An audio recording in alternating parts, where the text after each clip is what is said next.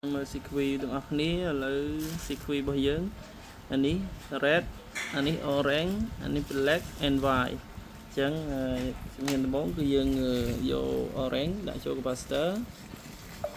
ចូល capacitor ហើយអញ្ចឹង red ចូល capacitor ដែរអញ្ចឹងបន្ទាប់មកយើងមាន white and black អញ្ចឹងអានេះ power supply អញ្ចឹងគឺភ្លើងចូលដល់ពីរហ្នឹងយើងតតែនឹងចូលទៅគឺដើរហើយ 100%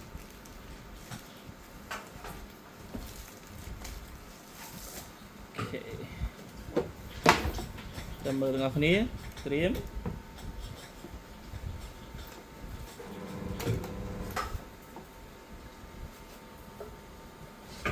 ទៅហើយ